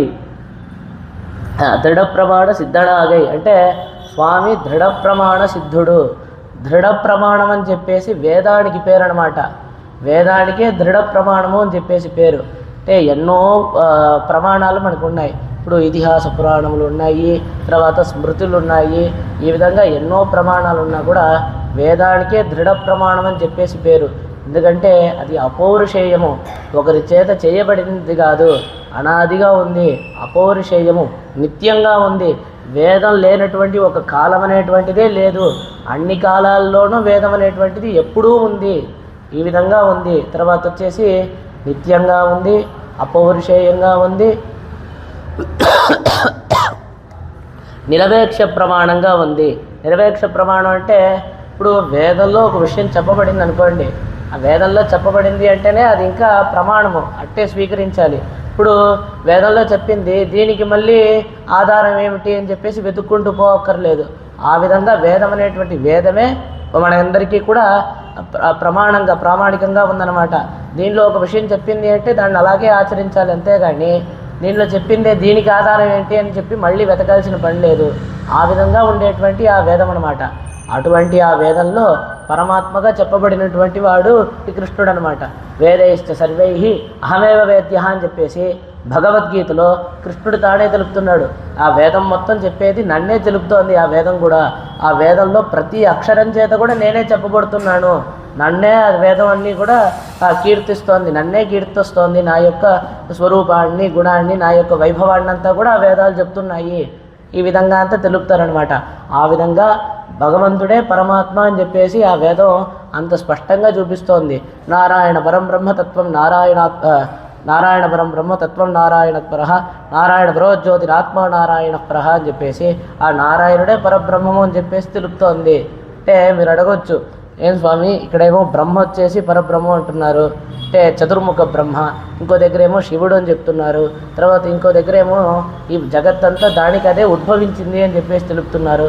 ఈ విధంగా అంతా ఉందే, మరి నారాయణుడే పరమాత్మ అని చెప్పేసి మీరు ఏ విధంగా తెలుపుతున్నారు అంటే ఏకోహవై నారాయణ ఆసీత్ నా బ్రహ్మ నేషాణ నేమే ద్యావా పృథివీ నా నక్షత్రాణి అని చెప్పేసి మహోపనిషత్తులో తెలుపుతుందన్నమాట వేదం. ఏమనంటే ஒன்றும் தேவம் உலகம் உயிரும் மொத்தம் యాదుమిల్లావన్ని నాన్మోహన్ తన్నుడు దేవరులుగోడు ఏర్పడైతాడని చెప్పేసి ఇదే విషయాన్ని నమ్మాళ్వార్లు తమ యొక్క తిరువాళ్మొഴി అనేటువంటి గ్రంథంలో అనుగ్రహిస్తున్నారు. అంటే ఆ సృష్టి ఆ ఆది కాలంలో వచ్చేసి అంటే జగత్తంతా ప్రళయం, మొత్తం జగత్తంతా ప్రళయం ఏర్పడి అసలు ఏమీ లేనటువంటి ఆ శూన్యతలో ఎవరున్నారు అంటే ఆ నారాయణుడు ఒక్కడే ఉన్నాడు. బ్రహ్మ లేడు, శివుడు లేడు, నక్షత్రాలు లేవు, ద్యావా పృథివీ ఏది కూడా లేదు. ఆ భగవంతుడు ఒక్కడే ఉన్నాడు. ఆ ప్రళయకాలంలో తానే మొత్తం ఈ జగత్తునంతా కూడా సృష్టించాడు. జగత్కారణ భూతుడు ఆ శ్రీమన్నారాయణుడే అనేటువంటి విషయాన్ని వేదాలు ఎంతో చక్కగా ఏకోహవై నారాయణ ఆసీత్ నా బ్రహ్మ నేషాణ నేమే త్యావా పృథివీ నా నక్షత్రాణి అని చెప్పేసి నక్షత్రాలు లేవు, ఏదీ లేదు, ఆ శ్రీమన్నారాయణుడు ఒక్కడే ఉన్నాడు. ఆ ప్రళయకాలంలో ఆయనే ఈ జగత్తుని మొత్తాన్ని కూడా సృష్టించాడు, ఆయనే జగత్కారణ భూతుడు అనేటువంటి విషయాన్ని స్పష్టంగా తెలుపుతోందన్నమాట. ఏష సర్వభూతాంతరాత్మ అపహతమాత్మ దివ్య దేవయేక నారాయణ అని చెప్పేసి తెలుపుతున్నారు. అంటే ఏ విధంగా అంటే ఆయన సర్వభూతములకి ఆత్మయ్య ఉన్నాడు. ఈ జగత్తు మొత్తం కూడా స్వామికి శరీరంగా ఉంది, సర్వశరీరత్వం. అంటే జగత్తు మొత్తం ఆ స్వామికి శరీరంగా ఉంది. ఈ జీవాత్మ ఈ ప్రకృతి మొత్తం కూడా స్వామికి శరీరంగా ఉంది. ఆయన ఈ మొత్తం వస్తువులకు కూడా ఆత్మగా ఉన్నాడు, అంతర్యామిగా ఉన్నాడు అనేటువంటి విషయాన్ని తెలుపుతూ అపహత పాప్మ అంటే అన్ని వస్తువుల్లోనూ వ్యాపించి ఉన్నాడే. ఆ వస్తువులకు ఉండేటువంటి గుణములో దోషములో స్వామికి అంటుతుందా అంటే ఆ వస్తువులకు ఉండేటువంటి గుణదోషాలు ఏది కూడా స్వామికి అంటనటువంటి విధంగా ఉన్నాడు. ఆయనకి ఏ విధమైనటువంటి దోషము లేదు. ఆ విధంగా ఉండేటువంటి దివ్య దేవ ఏక నారాయణ ఏక, ఆయన ఒక్కడే, నారాయణ ఆయనే పరమాత్మ. ఈ విధంగా మనకి తెలుపుతుందన్నమాట వేదాలన్నీ కూడా. ఈ విధంగా వేదములన్నీ ఘోషిస్తున్నాయి. ఆ విధంగా దృఢ ప్రమాణ సిద్ధుడు, ఆ వేదముల చేత చక్కగా చెప్పబడినటువంటి ఆ పరమాత్మ అన్నమాట. ఆ విధంగా వేదేశ్చ సర్వైహి హమే వేద్య అని చెప్పేసి ఆ వేదం మొత్తం కూడా నన్నే చెప్తోంది అనేటువంటి విషయాన్ని కృష్ణుడు కూడా తెలిపాడు. ఆ విధంగా ఊక్షపడయాయ్ పెరియాయ్ అంటే పెరియాయ్ అంటే ఎంతో పెద్దవాడు అని చెప్పేసి. ఎంత పెద్దవాడు అంటే ఆ వేదం వచ్చేసి పరమాత్మ యొక్క స్వరూపాన్నంతా చెప్తోంది. దీని యొక్క హద్దు అదైనా చూసిందా అంటే ఆ వేదానికి కూడా అంతు చిక్కని వాడే ఉన్నాడు ఆ వేదవేద్యుడు. ఏ విధంగా అంటే యతో వాచో నివర్తంతే అప్రాప్య మనసా సహా అని చెప్పేసి చక్కగా తెలుపుతుంది. ఆ భగవంతుడికి ఆ పరమాత్మకి ఎంత ఆనందమో నేను కొలుస్తాను అని చెప్పేసి వేదం మొదలు పెడుతుంది. అంటే మనిషికి ఉండేటువంటి ఆనందం ఫలానా, దానికంటే దేవతలకి 100 రెట్లు ఈ విధంగా తే శతం అని చెప్పేసి, గంధర్వులకి ఈ విధంగా ఇంకా ఆనందం ఎక్కువ, దేవతలకి ఈ విధంగా ఆనందం ఎక్కువ, ఇంద్రుడికి ఈ విధంగా ఆనందం ఎక్కువ, బృహస్పతికి ఎక్కువ. ఈ విధంగా ఒక్కొక్కరికి ఎంత ఆనందం అని తెలుపుతూ ఆ పరమాత్మకి ఎంత ఆనందమో నేను చెప్తాను, తాగేస్తాను అని చెప్పేసి బయలుదేరుతుందనమాట వేదం. తర్వాత వెళ్ళి చూస్తుంది ఆ భగవంతుడి యొక్క ఆనందానికి అసలు అవధే అంటే ఒక అవధో ఒక హద్దో ఏమీ లేదు. అటువంటి ఆనంద స్వరూపుడు ఆ స్వామి. యతో వాచో నివర్తంతే, ఆ మనసుకి వాక్కు కూడా అందనటువంటి విధంలో స్వామి ఉన్నారు. ఆయన యొక్క గుణములన్నీ కూడా ఉన్నాయి. ఆయన యొక్క గుణాలకి మనం అవధి అనేటువంటిది అంటే హద్దు అనేటువంటిదే మనం చూడలేము. అటువంటి వైభవం కలిగి ఉన్నాడు. అంటే వేదాలు కూడా స్వామి యొక్క గుణములు ఇంత అని చెప్పి చెప్పలేమన్నమాట. అటువంటి ఆ గుణాలు కలిగి ఉండేటువంటి ఆ స్వామి అని చెప్పేసి తెలుపుతూ యస్యామతం తస్యమతం ఎన్నం அந்த ప్రమాణங்களுக்கும் తన్నుடைய అవధి కాణ ఉన్నాదిరుక్కై.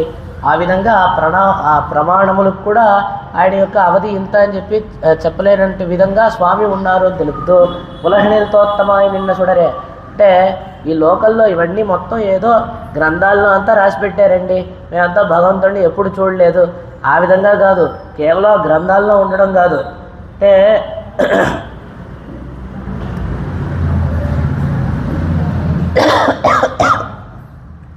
ఆ విధంగా గ్రంథాల్లో అంతా మేమేదో చూసామండి, ఆ భగవంతుడిని ఎప్పుడు సేవించలేదు. ఆ విధంగా అంతా కాదు, ఆ గ్రంథాల్లో చెప్పినటువంటి ఆ వేదాల్లో అంతా కీర్తించబడినటువంటి ఆ పరమాత్మ ఈ మనుషులందరికీ కూడా వాళ్ళ యొక్క నయనముకి విషయంగా అంటే ఇక్కడ ఏం తెలుపుతున్నారంటే ఎన్నో మూలైపురత్తిలేకే கேட்டு போக என்றிக்கே எல்லாரும் காணலாம்படி அதஹத் ஸ்வபாவனாய் கொண்டு அவதரித்து సకల మనుజ నయన విషయతాంగతనానవనే అంటే సకల మనుషుల యొక్క నయనములకు కూడా విషయంగా ఉండేటువంటి ఆ స్వామి. కేవలం ఆ పరమాత్మ ఎప్పుడో గ్రంథాల్లో చెప్పారు, నేను ఎక్కడ చూసాము అంటే కూడా కాదు, ఆయన ఇక్కడ అవతరిస్తున్నాడు. అవతరించి అంతమంది మనుషుల యొక్క నయనాలకు కూడా విషయంగా లక్ష్యభూతుడై స్వామి ఉన్నారు. అటువంటి ఆ పరమాత్మను కీర్తిస్తూ షుడరే అంటే తేజోరూపుడా అని చెప్పేసి తేజోరూపుడా అని చెప్పి తెలుపుతున్నారే. అంటే మనందరం కూడా ఇక్కడ జన్మిస్తున్నాం, మరణిస్తున్నాం, ఈ విధంగా ఉన్నాం. ఈ కర్మ యొక్క స్పర్శ చేత ఈ ఆత్మ అనేటువంటిది అలా కృషించిపోతుందన్నమాట. అంటే దానివల్ల ఈ కర్మస్పర్శ చేత మాలిన్యం అంటుతోంది.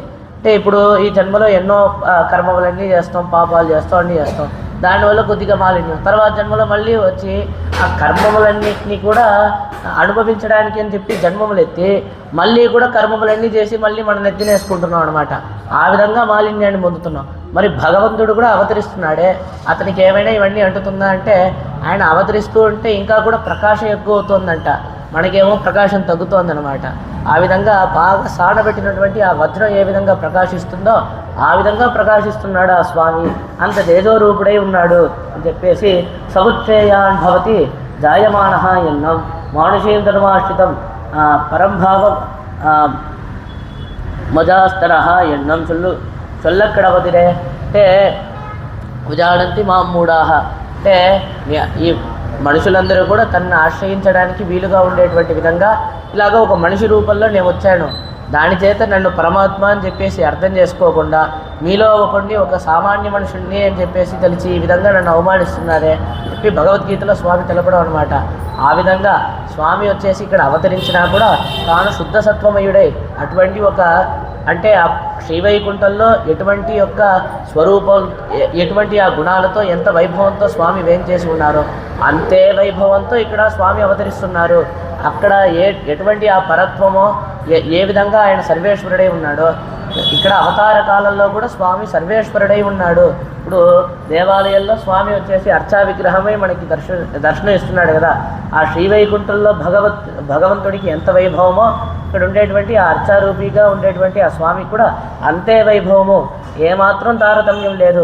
అక్కడ ఎలాగ సర్వేశ్వరుడై ఉన్నాడో ఇక్కడ కూడా సర్వేశ్వరుడై ఉన్నాడు, అందరినీ నియమిస్తున్నాడు, ఆ విధంగా భగవంతుడు ఉన్నాడు అని చెప్పేసి తెలపడం అనమాట. ఆ విధంగా ఇన్ని అవతారాలు ఎత్తినా కూడా స్వామికి ఏ విధమైనటువంటి దోషాలు ఏది లేదు. ఆ విధంగా తేజోరూపుడై ఉన్నాడు స్వామి తెలుపుతూ ఊక్షముడయాయ్ అంటే ఊక్షముడయాయ్ అనేదానికి ఇంకో విషయాన్ని తెలుపుతున్నారు. ఊక్షముడయాయ్ అంటే దృఢ నిశ్చయం గలవాడు, దృఢమైన సంకల్పం గలవాడు. దేనికి దృఢ నిశ్చయం, దేనికి దృఢమైన సంకల్పం అంటే తన యొక్క ఆశ్రితులందరినీ కూడా రక్షించడంలో దృఢ నిశ్చయం కలవాడు ఆ పరమాత్మ అని చెప్పేసి తెలుపుతున్నారనమాట. ஆஷ்டத விஷயத்தில் பண்ணின பிரதிஜையை மகாராஜர் உள்ளிட்டாரும் விட வேண்ட வெண்ணிலும் விடாதே முடிய నిన్న తలైకట్టుగై అంటే సుగ్రీవుడు తెలుపుతాడనమాట శ్రీరామాయణంలో. ఆ విభీషణుడు వచ్చేసి రావణాసురుడిని ఆ లంకని మొత్తం అపరిత్యక్త మయాలంక మిత్రాడిచ ధనానిచ అని చెప్పేసి అక్కడ ఉండేటువంటి తన యొక్క మిత్రుల్ని బంధువుల్ని ధనాన్ని అన్నిటినీ కూడా వదిలేసి ఆ శ్రీరామచంద్రమూర్తియే గతి అని చెప్పేసి ఈ పక్కకి ఈ ఒడ్డుకు వస్తాడనమాట. వచ్చి ఆ శ్రీరామచంద్రమూర్తిని ఆశ్రయించాలి అని వచ్చినప్పుడు సుగ్రీవుడు తెలుపుతాడు, ఇతన్ని మనం చేర్చుకోకూడదు, విరోధి పక్షం నుంచి వచ్చాడు, అది ఆ రావణాసురుడి యొక్క తమ్ముడు, మనం ఇతన్ని ఎన్నో చిత్రహింసలన్నీ పెట్టి హింసించాలి అని చెప్పేసి అంతా తెలుపుతాడు, మనం ఇతన్ని స్వీకరించకూడదు అని చెప్పేసి. అప్పుడు ఇంతమంది ఎన్ని మాటలన్నా కూడా శ్రీరామచంద్రమూర్తి వాళ్ళందరినీ కూడా సమాధానపరిచి నేను స్వీకరించే తీరుతాను అని చెప్పేసి తన యొక్క ఆశ్రితుల్ని కాపాడడంలో, ఆశ్రితుల్ని రక్షించడంలో, అనుగ్రహించడంలో స్వామికి ఉండేటువంటి ఆ దృఢ నిశ్చయాన్ని, దృఢ సంకల్పాన్ని ఇక్కడ తెలుపుతున్నారనమాట. అలా తెలుపుతూ ఏంటంటే ఇతను విరోధి, ఇప్పుడు ఇతన్ని స్వీకరిస్తే ఏమైంది అని చెప్పి శ్రీరామచంద్రమూర్తి అడిగితే ఆ విరోధి పక్షం నుంచి వచ్చాడు, మీకేమైనా ఆపద తలపెడతాడేమో స్వామి అని చెప్పి తెలిపితే నాకు ఆపద తలపెట్టడమా, నేను వచ్చేసి నన్ను నేను కాపాడుకోగలను, పిశాచా దానవాన్యక్షాన్ని పృథివ్యాన్ జైవ రాక్షసాన్ని అంటే పిశాచములు దానవులు యక్షులు ఈ లోకల్లో ఉండేటువంటి రాక్షసులు ఒక్కొక్కరిగా వచ్చినా అందరూ కలిసి వచ్చినా నా యొక్క ఈ బొటన వేలి అంచుతో అందరినీ నలిపేస్తాను, అంత ప్రతాపం కలిగినటువంటి వాడిని, నాకేమి కాదు అని చెప్పి ఆ విభీషణుడిని ఏంటంటే మిత్రభావేన సంప్రాప్తం నత్యజేయం కదంచన అని చెప్పేసి ఒకడు మిత్రుడిగా వచ్చినా కూడా కపట వేషం వేసుకొని మిత్రుడి వేషం వేసుకొని విరోధిగా వచ్చినా కూడా, విరోధిలో వచ్చినా కూడా నేను ఎవరిని వదిలిపెట్టను, అందరినీ కూడా నేను స్వీకరిస్తాను, అందరికీ కూడా శరణాగతి చేసిన వాళ్ళందరినీ కూడా అనుగ్రహిస్తాడు అని చెప్పేసి స్వామి తెలుపుతారనమాట. ఆ విధంగా ఆశ్రితుల్ని రక్షించే దాంట్లో వచ్చేసి ఎంతమంది ఎన్ని చెప్పినా కూడా వదిలిపెట్టకుండా చివరిదాకా ఆ ప్రతిజ్ఞలో నిలబడి, చివరిదాకా నిశ్చయంగా దాంట్లో నిలబడి విభీషణుడిని స్వీకరించాడు కదా, అటువంటి ఆ స్వామి అని తెలుపుతూ పెరియాయ్ అంటే ఆ ఆశ్రితుల్ని రక్షించే విషయాల్లో మాత్రమే స్వామి యొక్క బలమా అంటే ఆ ఆశ్రితుల్ని ఆ ప్రతిజ్ఞని నిలబెట్టుకునేటువంటి బలమే కాకుండా ఎన్నో రెట్లు బలం కలిగినటువంటి వాడు, ఆ విధంగా ఉండేటువంటి పెరియాయ్ అంటే ஆஷ்ரித விஷயத்தில் எல்லா செய்தாலும் ஒன்றும் செய்ய பெத்திலோமே என்னிருக்கை என்னுமாம், தான் பேராயிருக்கை என்னுமாம், తన పెరుమైకీడాహ రక్షిక్కం ఎన్నుమాం అంటే పెరియాయ్ అంటే పెద్దవాడు అని చెప్పేసి ఒక అర్థము. ఆ విధంగా కేవలం ఆశ్రితుల యొక్క ప్రతిజ్ఞని మాత్రం నిలబడ్డే విషయంలో కాదు, దానికంటే ఎన్నో రెట్లు బలం కలిగినటువంటి వాడు అని ఒక అర్థము. రెండోది గొప్పవాడు అని చెప్పేసి ఇంకో అర్థం అనమాట. దేనికి గొప్పవాడు అంటే ఇలాగ ఈ విధంగా ఆశ్రితులందరినీ కూడా రక్షించి వాళ్ళందరినీ కూడా అనుగ్రహం చేసి కూడా తాను నేనేదో చేశానని చెప్పేసి తెలవట్లేదు, నేనేం చేయలేదు, ఆ అశ్రుతులందరికీ ఇంకా ఏదో చేయాలి అని చెప్పేసి వాళ్ళందరికీ అంత అనుగ్రహం చేసి కూడా నేనేం చేయలేదని చెప్పేసి భావిస్తున్నాడే, అందుకే గొప్పవాడు అని చెప్పేసి ఇక్కడ తెలుపుతున్నారనమాట. ఈ విధంగా ఆశ్రితులందరికీ కూడా అనుగ్రహం చేసి నేనేదో చేయట్లేదు అంటే వాళ్ళకేదో నేను చేసేయలేదు, నా కొరకు నేను చేసుకున్నాను అని చెప్పేసి అంత ఉదారంగా ఉంటాడనమాట ఆ స్వామి. ఆ విధంగా ఉండేటి ఆ స్వామి అంత గొప్పవాడు అని చెప్పి తెలుపుతూ, సరే మనల్ని అందరినీ కూడా రక్షిస్తున్నాడే, మన యొక్క స్థాయికి తగినటువంటి విధంగా రక్షించడం కాదు, మన స్థాయికి తగినటువంటి విధంగా అంటే ఏదో చాలా తక్కువగా స్వామి అనుగ్రహిస్తాడు, ఆ విధంగా కాదు, తన స్థాయికి తన యొక్క గొప్పతనానికి తగినటువంటి విధంగా ఆశ్రితులందరినీ కూడా రక్షిస్తున్నాడు, ఆశ్రితులందరినీ కూడా అనుగ్రహిస్తున్నాడు ఆ స్వామి. ఉలహిణిల్ తోత్తమాయ నిన్న సుడరే అంటే ఉలహిణిల్ తోత్తమాయ నిన్న సుడరే అంటే ఈ విధంగా ఆశ్రితుల ఎడల పక్షపాతం చూపించేటువంటి ఆ స్వామి. ఆశ్రితుడు వచ్చేస్తే ఆయన్ని ఒక్క నిమిషం కూడా ఆ ఆశ్రితుల్ని చేతులు వదిలేటువంటి ప్రసక్తే లేదు, వాళ్ళని రక్షించేటువంటి ఆ స్వామి అనమాట. ఆ దుర్యోధనులందరూ కూడా మొత్తుకుంటాడు, అంటే ఆ దుర్యోధనుడు మొదలైనటువంటి వాళ్ళందరూ కూడా మొత్తుకుంటారు, నువ్వు పాండవులకి పక్షపాతి ఉన్నావు, అవునయ్యా నా యొక్క ఆశ్రితులకి నేను పక్షపాతమే అని చెప్పేసి తెలపడం అనమాట ఇక్కడ. అంటే கீழ்ச்சொன்ன ஆஷ்ரித பக்ஷபாதம் லோகத்திலே பிரசித்தமாம்படி இருக்கை, அதாவது శిశుపాలన్ దుర్యోధనాదిகளுக்கும் పాండవర్ పక్కల్ పక్షపాతం తోత్తవిరుక్కై.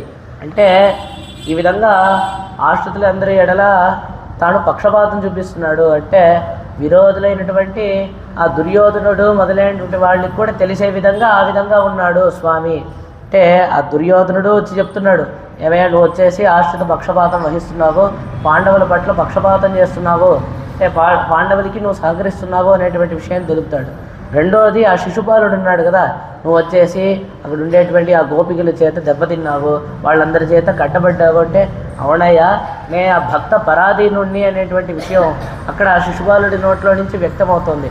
ఆ విధంగా విరోధుల నోట్లో నుంచి కూడా స్వామి ఈ విధంగా ఆశ్రిత పక్షపాతుడు అనేటువంటి విషయం వస్తుందన్నమాట. ఆ విధంగా లోకల్లో ప్రసిద్ధి. అంటే ఆశ్రితుల ఎడల పక్షపాతం వహించడం అనేటువంటిది దోషం కాదు, అది గొప్ప విషయమే కదా. తనని ఆశ్రయించిన వాళ్ళని ఏ కాలంలో కూడా స్వామి వదిలిపెట్టడం లేదు అనేటువంటి విషయం ఇక్కడ గమనించదగినటువంటి విషయం అనమాట.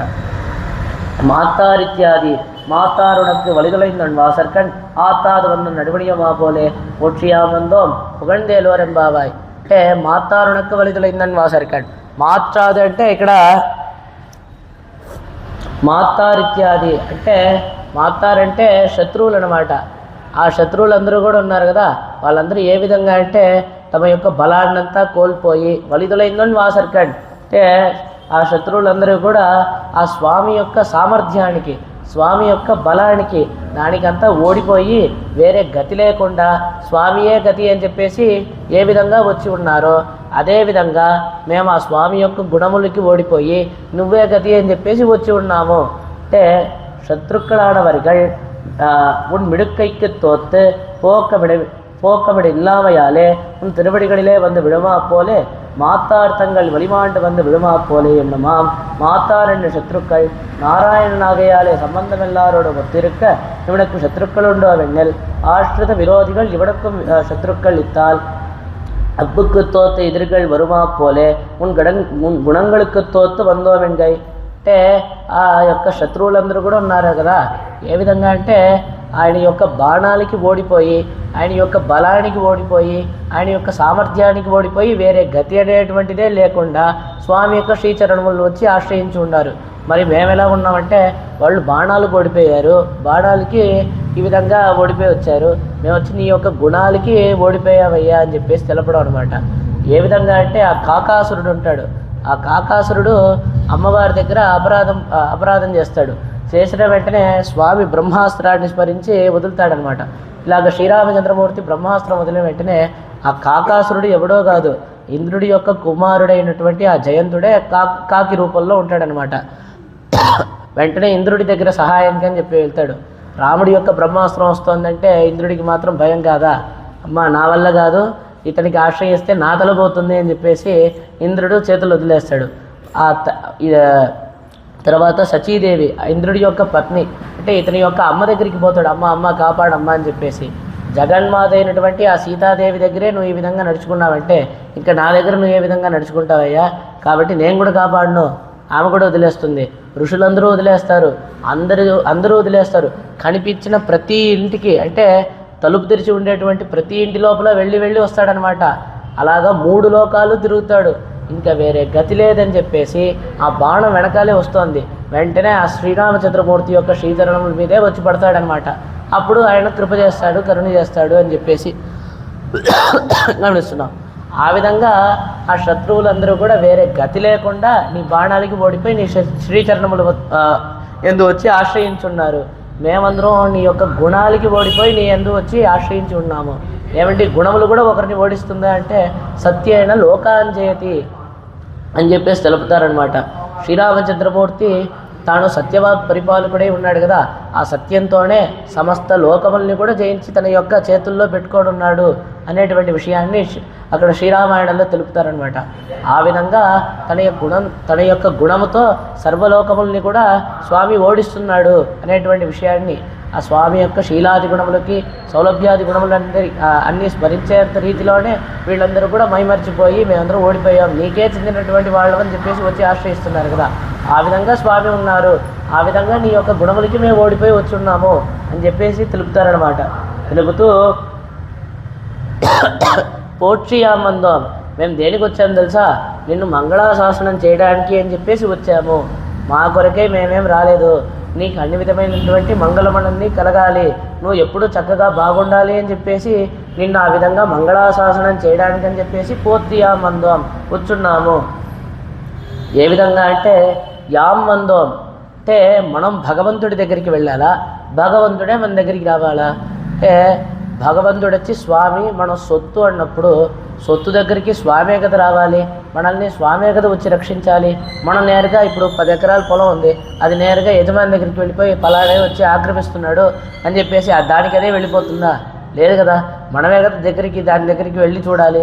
అదేవిధంగా భగవంతుడి కదా మన దగ్గరికి రావాలి. మనం భగవంతుడి దగ్గరికి వెళ్ళేది ఏమిటి అంటే పెరియాళ్వార్లు ఉన్నారు కదా, సాధారణంగా మిగతా ఆళ్వార్లందరూ కూడా తమని తాము చూసుకున్నారనమాట. ఈ విధంగా ఈ సంసారంలో ఉన్నానే, ఈ విధంగా కష్టపడుతున్నానే, దీంట్లో నుంచి నాకు విముక్తిని ప్రసాదించు అని స్వామిని ప్రార్థించారు. మరి పెరియాళ్వార్లు ఎలా ఉన్నారంటే తనను తాను చూసుకోలేదు, భగవంతుడిని చూశారు. ఆయన యొక్క గుణాలన్నీ చూసి స్వామి నేను ఎలా ఉన్నా కూడా పర్వాలేదు, నువ్వు బాగుండాలి స్వామి అని చెప్పేసి ఆ భగవంతుడికి మంగళాశాసనం చేశారు. అదేవిధంగా మన యొక్క స్వరూపాన్ని చూస్తే స్వామి ఎప్పుడు వచ్చి కటాక్షిస్తాడు అని చెప్పేసి వేచి ఉండాలి. ఏ విధంగా అంటే ఆ సీతా అమ్మవారు అశోకవనంలో ఏ విధంగా కాచుకొని ఉంది, శ్రీరామచంద్రమూర్తియే వచ్చి నన్ను కాపాడాలి, తనను తాను కాపాడుకోవడానికి బలం ఉంది. హనుమంతుడు వచ్చినప్పుడు అడుగుతాడు, అమ్మా నువ్వు రామ్మా నా భుజాల మీద ఎక్కువ నేను తీసుకొని వెళ్ళిపోతాను. లేదు శ్రీరామచంద్రమూర్తియే వచ్చి నన్ను కాపాడాలి అని చెప్పేసి అమ్మవారు ఏ విధంగా ఉన్నారో ఆ విధంగా ఉండడమే కదా మన యొక్క స్వరూపం కూడా. అంటే అది స్వరూపమే, అది మమ్మల్ని మేము చూసుకుంటే. కానీ ఇక్కడ ఏంటంటే ఆ యొక్క విరహతాపం చేత ఆ కృష్ణుడు ఇంకా లభించలేదే అని చెప్పేసి దాని చేత ఆశ చేత ఆ కృష్ణుడిని చూసేటప్పుడు, అంటే మన యొక్క స్వరూపాన్ని చూసేటప్పుడేమో ఇక్కడే ఉండాలి, కానీ ఆ భగవంతుడిని చూసేటప్పుడు ఎంత భోగ్యంగా ఉన్నాడు ఆ భగవంతుడు, ఆయన ఇంకా లభించలేదే ఆయన యొక్క గుణాలన్నింటినీ కూడా స్మరించేటప్పుడు పరుగున వెళ్ళి ఆ స్వామిని వెళ్ళి చేరాలి అని చెప్పేసి రావడం అనమాట. ఆ విధంగా ఆతృత చేత వచ్చాము, అంతేగాని మేము వచ్చేసి ఈ విధంగా స్వరూపాన్ని చూస్తూ లేము అని చెప్పేసి తెలపడం అనమాట. ஆற்றாமை இருந்த விடத்திருக்க ஒட்டாமையாலே வந்தோம் நசை முடிய ஒட்டாது ఆట్రామై ఇరుక్క ఒట్టాదిరే. అంటే 2 విషయాలు, ఆ భగవంతుడు ఇంకా లభించలేదే అని చెప్పేసి ఆ వ్యధ అనమాట, ఆ బాధ వచ్చేసి ఉండని ఎట్లా అంటే ఆ విరహతాపం అని చెప్పేసి ఒక్క చోట్లో అలాగ కూర్చోనియకుండా వెంటనే పరుగున వచ్చేటట్టు విధంగా చేస్తోంది. అంటే ఇప్పుడు ఆ భగవంతుడు ఇంకా లభించకపోతే ప్రాణమే పోవాలి. కానీ ఇది ఎలా ఉంది అంటే భగవంతుడేమో లభించలేదు, కానీ లభిస్తాడని మాత్రం ఆశ ఉంది. ఆశ ఉండడం చేత ఇప్పుడు కాకపోతే ఇంకొంతసేపు కృష్ణుడు లభించేస్తాడు, ఇప్పుడు కాకపోతే ఇంకొంతసేపు ఆ భగవంతుడి యొక్క అనుభవం మనకి లభిస్తుంది అని చెప్పేసి ఇంకా కూడా కాచుకొని ఉండేటువంటి విధంగా ఆశ చేస్తోంది. మరి ఆ విరహం ఇంకా లభించలేదేటువంటి దుఃఖం ఏమో అదేమో వెంటనే కూడా ప్రాణం పోయేటట్టు విధంగా ఉంది. ఆ విధంగా అలా ప్రాణము పోకుండా అలా ఇంకా లభించలేకుండా ఆ విధంగా కొట్టుబిట్టాడుతున్నాం మేము అని చెప్పి తెలపడం అనమాట. తెలుపుతూ யாமந்தோம் சத்ருக்கள் துருபிமானத்தாலே நடமேயம் எண்ணிருக்கும் அப்போலே ஸ்வரூப ஞானத்திலே தத்தசிய சதிருஷம் எண்ணிருக்கிற நாங்கள் ஆத்தாமை இருக்கப்பட்டாமையாலே வந்தோம் புகழ்ந்து எங்களை తోర్పిత గుణங்களை சொல்லி అని చెప్పేసి ఈ విధంగా ఆ శత్రువులు ఏ విధంగా అయితే తెలుపుతారనమాట. నన్ను ఆ రావణాసురుడు తెలుపుతాడు, నన్ను 2 ముక్కలుగా చేసినా కూడా నే యొక్క స్వామి యొక్క శ్రీచరణముల ముందు పడను, తలని వెనక్కి పెట్టుకొని కాలు ఆ వైపుకు చాపుకొని ఆ విధంగా పడతాను, ఆ విధంగా అంతా తెలుపుతాడనమాట ఆ రావణాసురుడు. ఆ విధంగా శత్రువులేమో స్వామి దగ్గరికి రానంటున్నారు. మన యొక్క స్వరూపం చూసినా కూడా మనం వేచి చూసి స్వామి వచ్చి అనుగ్రహించాలి అని చెప్పి ఉండాలి. ఆ విధంగా అంతా కాకుండా ఆ విరహతాపం చేత ఆ కృష్ణుడు ఇంకా లభించలేదే అని చెప్పేసి ఆ కృష్ణుడు ఎప్పుడు లభిస్తాడని చెప్పి ఆ ఆతృత చేత పరుగును వచ్చేసాము అనేటువంటి విషయాన్ని తెలుపుతూ పుగழ்ంది అంటే ఈ విధంగా ఆ భగవంతుడి యొక్క గుణాన్నంతా కీర్తిస్తూ ఈ విధంగా మమ్మల్ని స్వాధీనపరుచుకున్న నీ యొక్క కళ్యాణ గుణములనంతా అనుసంధిస్తూ నిన్ను లేపటికై మేము ఇలా వచ్చి ఉన్నాము అనేటువంటి విషయాన్ని ఇక్కడ తెలుపుతున్నారనమాట. ఈ విధంగా ఈ యొక్క పాసురార్థాన్ని ఇక్కడితో పూర్తి చేస్తున్నాము. రేపటి యొక్క అద్భుతమైనటువంటి పాసురం అంగన్మాణ్యాల తెరసర్ అభిమాన మంగమాయి వంద నేను పళ్ళికట్టిల్ కీడే అనేటువంటి ఎంతో అద్భుతమైనటువంటి పాసురం అనమాట. ఆ భగవంతుడి యొక్క కటాక్ష ఎటువంటిది అని చెప్పేసి తెలిపేటువంటి పాసురం అనమాట. దాని యొక్క విశేషార్థాలన్నింటినీ కూడా రేపటి ఉపన్యాసంలో మనం అందరం కూడా అనుభవిద్దాం. సోత్తిట్ట వాలిగా వంధగంధబంధుర జిష్ణవే విష్ణ చిత్తదనోజాయే గోదాయే నిత్యమంగళం మాదృశా కించడ ప్రాణబద్ధకంకణవాణయే విష్ణు చిత్తదనోజాయే గోదాయే నిత్యమంగళం శ్రీమత్యే విష్ణుచిత్తార్య మనోనందన హేతవే నందనందన సుందర్యై గోదాయై నిత్యమంగళం శ్రీమదే రంజజా మాతృమునీంద్రాయ మహాత్మనే శ్రీరంగవాసినే భూయాత్ నిత్యశ్రీర్ నిత్యమంగళం. ஆண்டாள் திருவடிகளே சரணம், எம்பெருமானார் திருவடிகளே சரணம், ஜீயர் திருவடிகளே சரணம். यतिराज यतिराज यतिराज जय हो, यतिराज यतिराज रामानुज जय हो.